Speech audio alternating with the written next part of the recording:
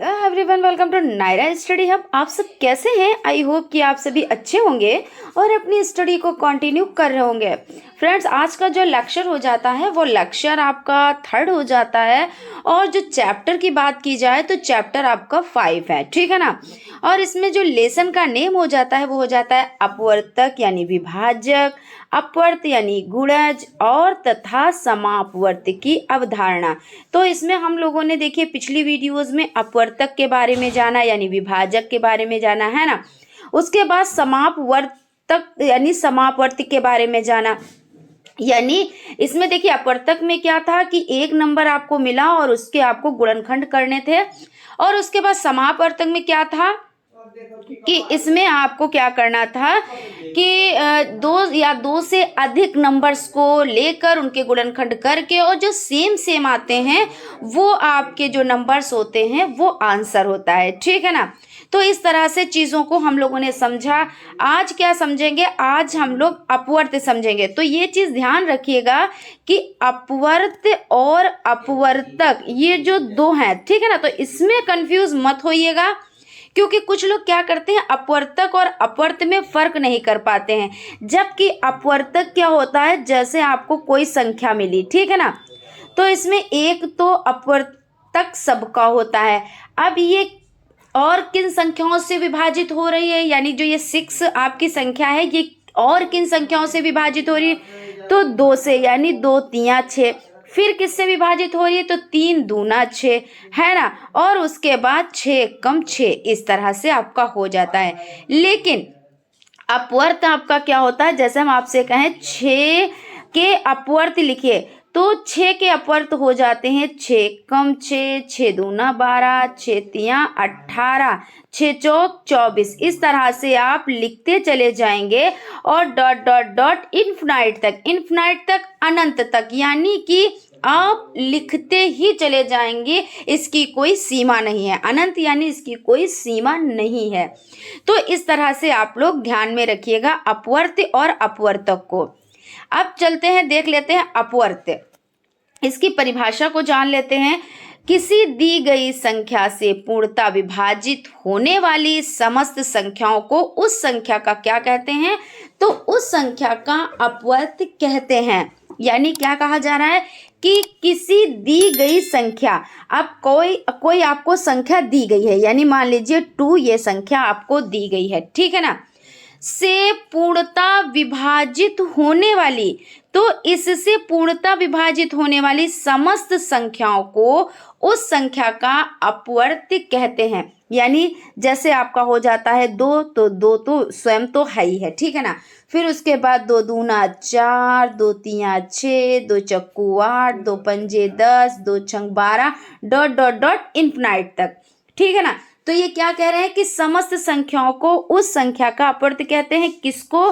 तो दी गई संख्या यानी ये संख्या से पूर्णतः विभाजित होने वाली, पूर्णतः विभाजित यानी 2 एक कम 2, 2 दूना 4, 2 तिया 6, 2 चक्कू 8, 2 पंजे 10, ऐसे तो है ना, 2 छंग 12। तो यानी समस्त ये जो संख्या दी गई है ये क्या है, ये पूर्णतः विभाजित होने वाली समस्त संख्याओं को, तो समस्त संख्याओं को क्या कहा जाता है, तो अपवर्त कहा जाता है। आई होप आप लोगों को चीजें समझ में आ रही होंगी। उसके बाद उदाहरण की तरफ चलते हैं। तो ऐसा नहीं है कि आपको इतने ही नंबर सीखने हैं, जैसे यहाँ पे 3 है, यहाँ पे 4, 8 और 15 और भी नंबर्स को हम सीखेंगे। तो सबसे पहले देख लेते हैं 3 के अपवर्त यानी 3 के अपवर्त। तो आप एक चीज ध्यान रखिएगा कि अपवर्त मतलब क्या होता है, जैसे टेबल पढ़ना होता है, टेबल पहाड़ा है ना, उसी को तो कहते हैं ना। तो जो भी नंबर दिए हों तो उस नंबर का आप पहाड़ा पढ़ दीजिए। यानी 3 एक कम 3, 3 दूना 6, 3 तिया 9, 3 चक्कू 12, 3 पच्चे 15, 3 छक 18, 3 सते 21। और अब आप सोचेंगे कि कहाँ तक लिखें, तो कहाँ तक का ये होता है, जब आपके क्वेश्चन में आता है तो ये होता है 5 अपवर्त लिखिए, 6 अपवर्त लिखिए, या इतनी संख्या, जैसे मान लीजिए कोई संख्या दिए हुए हैं, मान लीजिए 50 नंबर दिए हैं कि 50 से कम रहे, तो 50 से कम रहेगा तो आप इतना लिखें कि 50 से ये कम रहे। कोई भी नंबर दे दें या आपको एक कंडीशन दे दें कि 20 से नीचे रहे वो संख्या या 30 से नीचे रहे वो संख्या, तो आप इस तरह से कर सकते हैं। या आपको क्वेश्चन में ऐसे दे दिया कि 3 के 5 अपवर्त लिखिए या 3 के 6 अपवर्त लिखिए, तो आपको लिखना रहेगा। एक चीज़ और ध्यान रखिएगा, जो स्वयं होती है संख्या वो भी अपवर्त होती है, ठीक है ना। तो देखिए सबसे पहले नंबर पे क्या लिखेंगे, जो संख्या दी गई है उसी संख्या को लिखेंगे, यानी 3 है तो 3 ही को लिख लिया। फिर 3 दूना 6, 3 तिया 9, 3 चक्कू 12, 3 पच्चे 15, यानी टेबल आपने पढ़ दिया, ठीक है। उसके बाद जैसे यहाँ पे 4 का है, यानी 4 का अपवर्त है। आप अपवर्त भी इसको लिख सकते हैं, बोल सकते हैं, और गुणज भी बोल सकते हैं। गुणज यानी गुणा यानी पहाड़ा, है ना। तो अपवर्त हो या गुणज हो तो आपको यही करना है। बस ये जो इसके नेम है उनको याद रखना है। जैसे आपका अपवर्तक था, तो अपवर्तक के और क्या क्या नाम है आप लोग कमेंट बॉक्स में कमेंट करके हमें बताएं, ठीक है। तो यहाँ पे आपका क्या हो जाता है, 4 के अपवर्त हो जाते हैं। तो क्या करना है, टेबल ही तो पढ़नी है। तो भाई 4 के अपवर्त हो जाते हैं, 4 तो खुद है ही है, यानी स्वयं तो है ही है। और अपवर्तक में भी स्वयं संख्या लास्ट में आती है ना। और इसमें अपवर्त में स्वयं संख्या सबसे पहले आती है। फिर उसके बाद 4 एकम 4, 4 दूना 8, 4 तिया 12, 4 चक्कू 16, 4 पंचे 20, 4 छंग 24। फिर आप इसके बाद 4 छंग 24, 4 सत्ते 28, 4 अठे 32, 4 नौ 36, 4 दो 40, 44, 48, इस तरह से आप लिखते चले जाएंगे इन्फिनाइट तक। अगर कंडीशन है तो कंडीशन में जो कह रहे हैं, यानी क्वेश्चन में आपको जो कंडीशन दे रखी है उसके अकॉर्डिंग आपको वर्क करना है, ठीक है। उसी तरह आपका 8 के गुणज हैं, तो 8 एकम 8, 8 दूनी 16, 8 त्रिक 24, 8 चक्कू 32, 8 पंजे 40, 8 छंग 48, डॉट डॉट डॉट इन्फिनाइट, ठीक है ना। और फिर 15 के अपवर्त हो जाते हैं, तो 15 है ना। 15 दूना 30, 15 तिया 45, 15 चक्कू 60, 15 पच्चे 75, 15 छक्का 90। आप इसके आगे भी लिख सकते हैं, वरना आप डॉट डॉट डॉट इन्फिनाइट। अगर कोई कंडीशन नहीं दी है तो आप इस तरह से कि अनंत तक जाता है, और कंडीशन दिए हैं तो उस कंडीशन के अकॉर्डिंग वर्क कीजिएगा।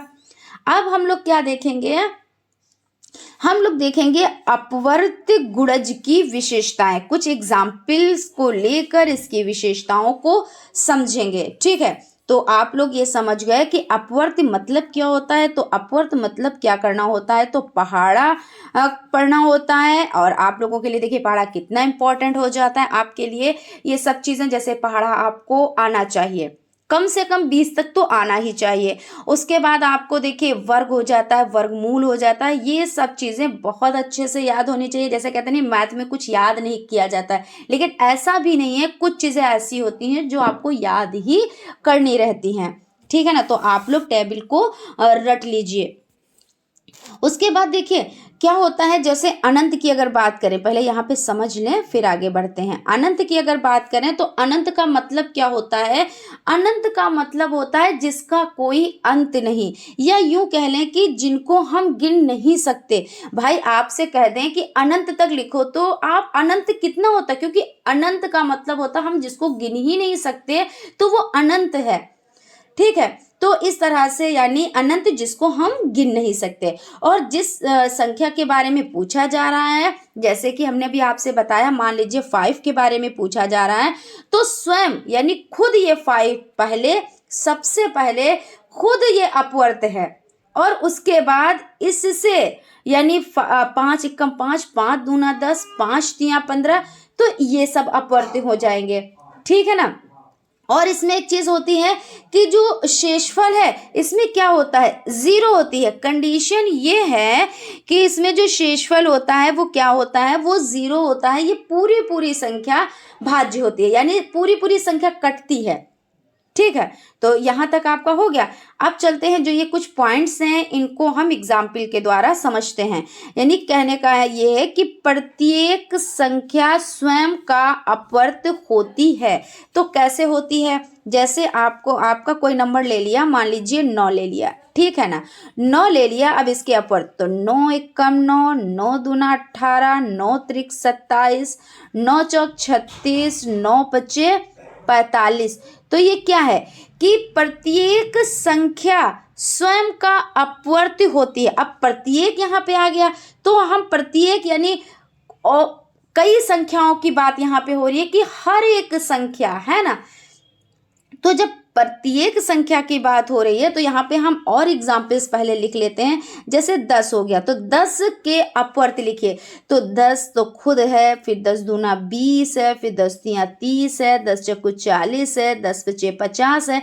तो इस तरह से क्या है कि प्रत्येक संख्या, यानी प्रत्येक संख्या, हर संख्या स्वयं का अपवर्त होती है। देखिए यहाँ पे 9 है तो 9 स्वयं का अपवर्त है, यहाँ पे 10 है तो 10 क्या है, स्वयं का अपवर्त है। अगर आगे हम और भी देख लें, जैसे 11 है, ठीक है ना, तो 11 एकम 11, 11 दूना कितना होता है, तो 11 दूना 22, 11 तिया 33, 11 चौक 44, 11 पचे 55। तो इस तरह से आपका हो जाता है। यानी कि कहने का देखिए यही मतलब है कि हर वो संख्या, कोई भी आप संख्या उठा लें, वो क्या है, तो प्रत्येक संख्या का स्वयं, यानी वो संख्या खुद अपवर्त होती है और उसके बाद हम अगली संख्याएं लिखते हैं। अब कंडीशन 2 क्या है, यानी पॉइंट हमारा जो सेकंड है उसको देखते हैं। किसी संख्या के अपवर्तों की संख्या असीमित यानी अनंत होती है, बिल्कुल अनंत होती है। कैसे, जैसे हमने लिखा 2, 2 के अपवर्त लिखने हैं तो 2, 2 एकम 2 खुद तो है ही है, 2 दूना 4, 2 तिया 6, 2 चक्कू 8, 2 पंजे 10, 2 छंग 12, 2 सती 14, 2 अट्ठी 16। तो इस तरह से dot dot dot dot infinite यानी अनंत पर जाती है। अनंत जिसको हम गिन नहीं सकते, जिसका कोई अंत नहीं है। तो यानी कहने का मतलब ये हो जाता है कि किसी संख्या के अपवर्तों की संख्या असीमित होती है। सिर्फ यहाँ पे क्वेश्चन में जब आपको कंडीशन दे दी जाती है तो आप कंडीशन के अकॉर्डिंग वर्क करते हैं, वरना आपका अनंत तक जाता है, ठीक है ना। उसके बाद थर्ड नंबर पर हो जाता है आपका किसी संख्या में प्राकृतिक संख्याओं। अब आपको बताना होगा कि प्राकृतिक संख्या किन्हें कहते हैं, और आप लोगों को अच्छे से पता होगा कि प्राकृतिक संख्या किसे कहते हैं। हम लोगों ने इसको बहुत ज़्यादा डिटेल में पढ़ा है कि प्राकृतिक संख्या कौन है, पूर्ण संख्या कौन है। तो इन सब चीज़ों पे हम लोगों ने डिटेल में डिस्कस किया है।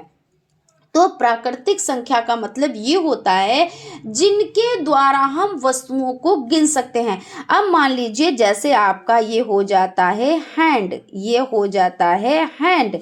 अब इसमें कितनी उंगलियां हैं, 1 2 3 4 5।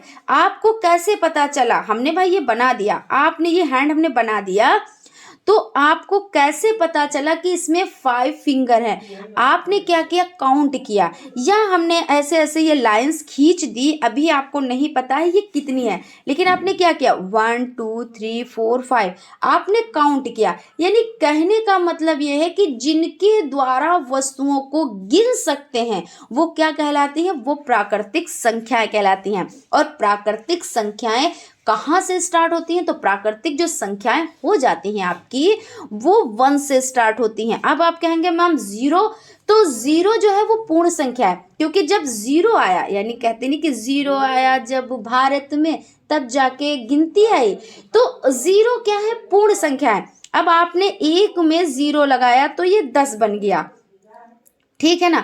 2 में 0 लगाया तो 20 बन गया, यानी 10 गुना मान बढ़ जाता है। लेकिन जब ये 0 आया तो क्या बना, ये पूर्ण संख्या बनी।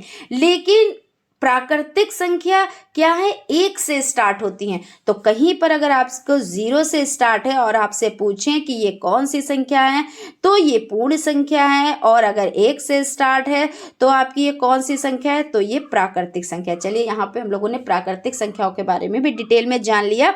और भी ज़्यादा डिटेल में जानना है तो आप लोग प्लेलिस्ट में जाकर वहाँ पर चीज़ों को अच्छे से समझ सकते हैं, ठीक है ना। फर्स्ट लेसन में आप देख सकते हैं, वहाँ पे चीज़ों को बहुत ही डिटेल में समझाया गया है और बताया गया है, ठीक है ना। तो जो प्राकृतिक संख्या, यानी कहने का मतलब ये जो हमारा 3 पॉइंट है कि किसी संख्या में प्राकृतिक संख्याओं 1 2 3 4 5 गिनते चले जाएं, डॉट डॉट डॉट इन्फिनाइट यानी अनंत तक संख्याएं जाती हैं। क्यों, क्योंकि जब भी आप किसी नंबर में 1 जोड़ देते हैं नई संख्या बन जाती। आप कितनी भी बड़ी संख्या माइंड में कर ले या आप नोट कर ले, उसके बाद क्या ये लास्ट संख्या है, नहीं लास्ट संख्या है। क्यों, क्योंकि आपने उसमें फिर से 1 प्लस कर दिया तो क्या बन गई, वो नई संख्या बन गई। मान लीजिए आपके पास जितने भी रुपए हैं उसमें आपने 1 रुपया प्लस किया, ठीक है ना। तो क्या हुआ, एक नई संख्या बन गई, फिर वो नई संख्या के बाद फिर आपने उसमें 1 रुपया प्लस किया तो क्या हुआ, फिर एक नई संख्या बन गई। तो इस तरह से इन्फिनाइट यानी अनंत तक, जिसको हम गिन नहीं सकते, वहां तक ये प्रक्रिया चलती है। ठीक है, यहां तक क्लियर हो गया। तो फिर यहाँ पे क्या हो जाता है, एक बार फिर से इसको पढ़ते हैं। किसी संख्या में प्राकृतिक संख्याओं 1 2 3 डॉट डॉट डॉट इन्फिनाइट से गुणा करने पर उस संख्या के विभिन्न अपवर्त प्राप्त होते हैं। कैसे, जैसे आपने मान लिया 2 लिया है ना, 2 के अपवर्त निकालने हैं, तो 2 एकम 2, अब जैसे क्या किया, 2 एकम 2, तो कैसे लिखेंगे आप, 2 एकम 2 को कैसे लिखेंगे भाई, एकम बोला ना, तो 1 से आप गुणा करेंगे तो 2 एकम 2 हो गया। फिर 2 दूना 4, क्या किया, 2 दूना 4, तो 2 गुणे 2 किया ना, तभी तो 4 बना। फिर 2 का अपवर्त 6 है, तो यानी 2 गुणे 3, तो कितना हुआ, 2 तिया 6। फिर 2 का अपवर्त 8 है ना भाई, 2 एकम 2, 2 दूना 4, 2 तिया 6, 2 चक्कू 8, तो यानी 2 को आपने किससे गुणा किया, 4 से गुणा किया, तो 2 चक्कू 8। तो इस तरह से ये क्या है, ये प्राकृतिक संख्याओं से आप क्या करेंगे, गुणा करने पर उन संख्याओं के विभिन्न अपवर्त प्राप्त होते हैं। जब आप प्राकृतिक संख्याओं से 1 2 3 4 5 6 ऐसे गुणा करते चले जाएंगे तो अपवर्त संख्याएं प्राप्त होती चली जाएंगी, जैसा कि आप यहाँ पर देख सकते हैं। नेक्स्ट पॉइंट पे चलते हैं। आपका नेक्स्ट पॉइंट हो जाता है, किसी संख्या का प्रत्येक अपवर्त उस संख्या से बड़ा या बराबर होता है। यानी देखिए यहाँ पे एग्जाम्पल हम ले लेते हैं, कोई भी आप ले लें, जैसे 9 आपका हो गया, ठीक है ना, तो 9 एकम 9, 9 दूनी 18, 9 त्रिक 27 और 9 चौक 36। तो क्या कह रहे हैं, किसी संख्या का प्रत्येक अपवर्त, तो किसी संख्या का प्रत्येक, किसी संख्या, कोई संख्या ले ली, उसके प्रत्येक अपवर्त, यानी ये प्रत्येक अपवर्त उस संख्या से बड़ा, उस संख्या से बड़ा, देखिए 9 18 से यानी छोटा है, यानी ऐसे आप कह सकते हैं कि उस संख्या से बड़ा 18 है, उस संख्या से बड़ा 27 है, उस संख्या से बड़ा 36 है, और उस संख्या के बराबर, यानी या तो बराबर होता है, तो बिल्कुल सही है, क्योंकि जो संख्या होती है वही संख्या, यानी वो संख्या स्वयं उसका अपवर्त होती है, तो जब स्वयं है तो वो बराबर हुई ना, और उसके बाद उसमें आप प्राकृतिक संख्या से गुणा करते चले जाते हैं, वो संख्या बढ़ती चली जाती है। जब वो संख्या बढ़ती चली जाती है तो यानी वो क्या होता चला जाता है, वो बड़ा होता चला जाता है, ठीक है ना। तो ये कंडीशन देखो यहाँ पे फॉलो हो रही है, या तो बराबर और या तो बड़ा, है ना, या तो बड़ी संख्या, तो इस तरह से हो जाता है। उसके बाद आपका नेक्स्ट पॉइंट देख लेते हैं कि कोई संख्या, यानी कोई भी संख्या क्या है, अपने प्रत्येक अपवर्तक का अपवर्त होती है, प्रत्येक अपवर्तक का अपवर्त होती है, यानी कि क्या कहा यहाँ पे जा रहा है, ये जो पॉइंट है वो क्या कह रहा है, यानी जैसे 6 के आप अपवर्तक लिखेंगे, तो 6 के अपवर्तक, अब यहाँ पे कहेंगे मैम अभी तो आप अपवर्त पढ़ा रही थी, अब आप अपवर्तक पढ़ाने लगी, नहीं, यहाँ पे पॉइंट ही यह है कि कोई संख्या अपने प्रत्येक अपवर्तक का अपवर्त होता है, तो 6 के जो अपवर्तक होते हैं वो कितने होते हैं, जैसे स्वयं हो गया। अब ये जो 6 है ये किससे कटेगा, यानी किससे विभाज्य होगा, 2 तिया 6 से विभाज्य होगा, फिर 3 दूना 6 से विभाज्य होगा, फिर 6 कम 6 से विभाज्य होगा, ये इसके अपवर्तक हो गए। अब अगर अपवर्त की बात की जाए तो 6 के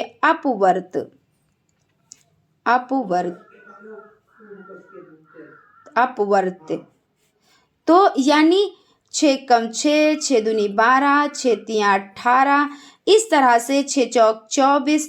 तो यानी कहने का मतलब यहाँ पे क्या हो जाता है, अपवर्तक का मतलब क्या होता है, फैक्टर करना होता है, गुणनखंड करना होता है, यही तो होता है ना। और अपवर्त मतलब क्या होता है कि पहाड़ा, है ना, पहाड़ा ही तो करेंगे ना आप उसको, तो ये हो जाता है। यानी क्या कह रहा है, कोई संख्या अपने प्रत्येक अपवर्तक का अपवर्त होता है, तो अपवर्तक का अपवर्त कैसे, तो 2 तिया 6, 3 चक्कू 12, 6 तिया 18, तो इस तरह से आप इसको समझ सकते हैं, ठीक है ना। नेक्स्ट चलते हैं, अब यहाँ पे क्वेश्चंस देख लेते हैं। क्वेश्चन फर्स्ट आपका हो जाता है, संख्या 7 के सभी अपवर्त ज्ञात कीजिए जो 50 से कम है। देखिए यहाँ पे कंडीशन दिए हुए हैं कि जो संख्या 7 है उसके अपवर्त ज्ञात करना। अब आपको पता है अपवर्त क्या होता है?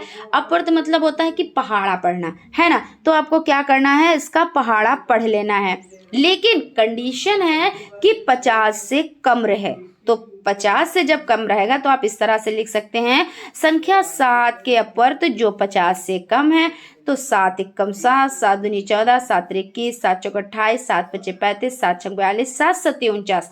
अब अगर हम 7 सत्ती 49 और 7 तो 56 यहाँ पे लिख देते तो ये जो कंडीशन है वो यहाँ पे फॉलो नहीं हो रही है। क्यों? क्योंकि कह रहे हैं 50 से कम, और ये तो क्या हो गया, 50 से ज्यादा हो गया।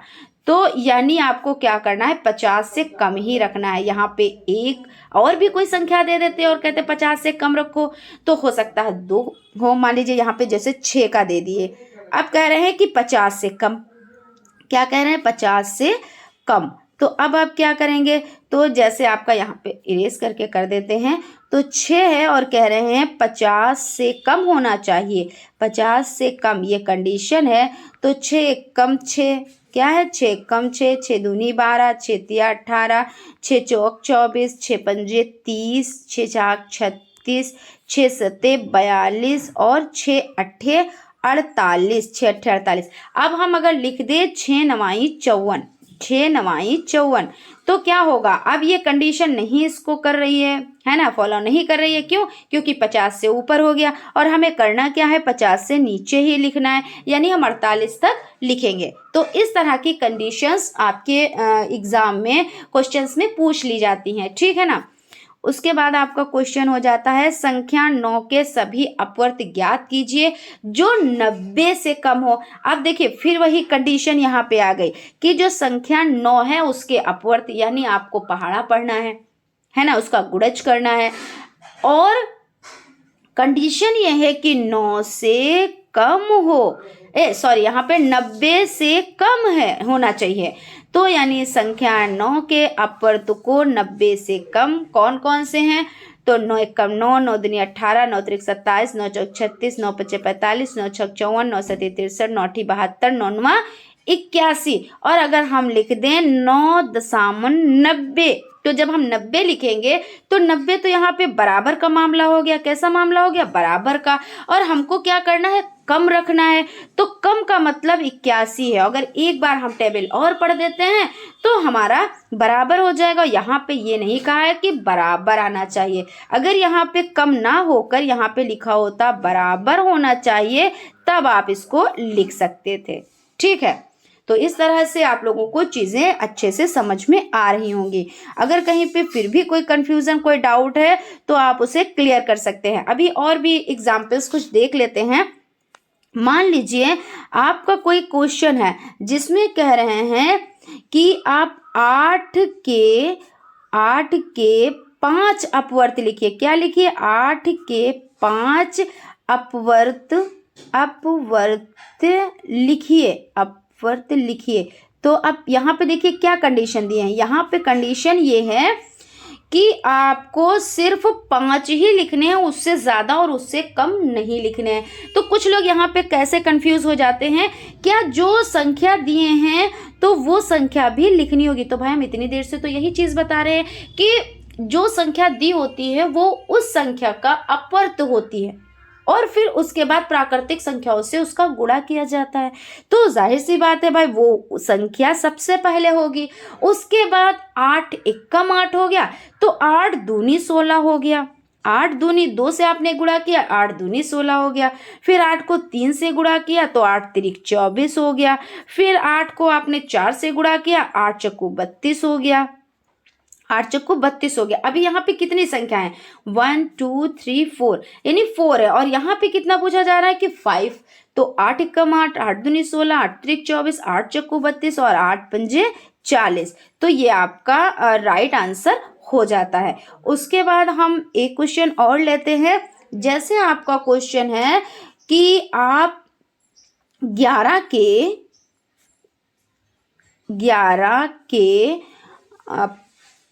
अपवर्त लिखिए अपवर्त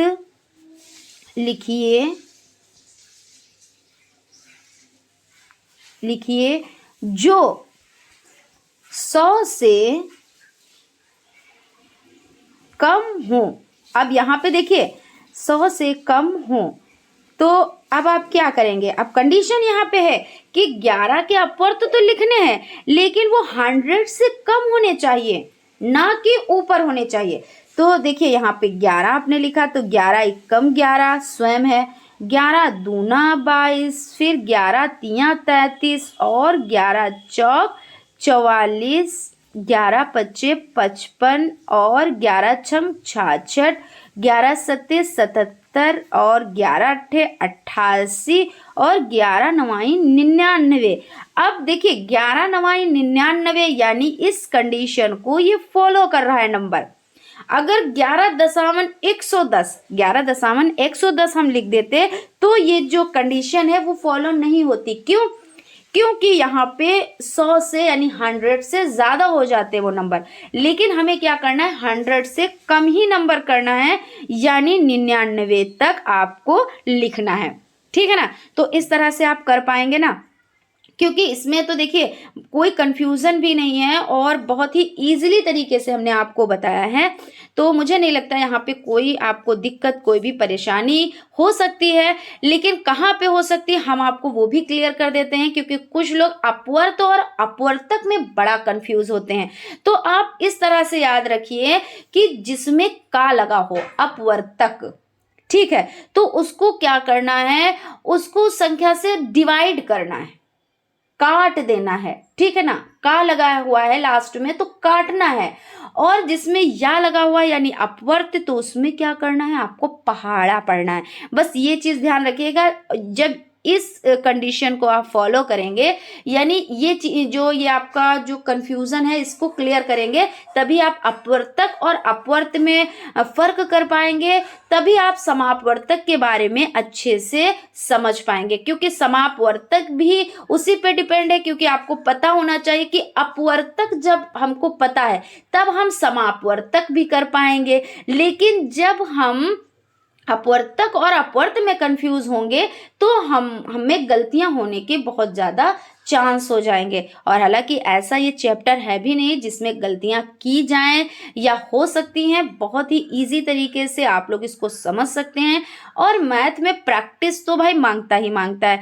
आप क्या करें? नोट्स बनाएं, अपने नोट्स को मेंटेन करेंगे और प्रैक्टिस करेंगे। तो 1 से 2 बार आप क्लास देखें, एक बार में ना समझ आए तो दोबारा देखें और नोट्स बनाएं। फिर भी नहीं समझ आता है तो आप कमेंट बॉक्स में कमेंट करें। ठीक है ना? तो इस तरह से सारी प्रक्रियाएं करनी पड़ेंगी। इसमें भाई देखिए आपको हार्ड वर्क तो करना ही करना पड़ेगा। कहते नहीं कि हार्ड वर्क की स्मार्ट वर्क, तो यहाँ पे थोड़ा सा स्मार्ट वर्क तो होगा ही, प्लस आपको हार्ड वर्क भी करना रहेगा। ठीक है ना? तो मिलते हैं नेक्स्ट क्लास में। Thank you.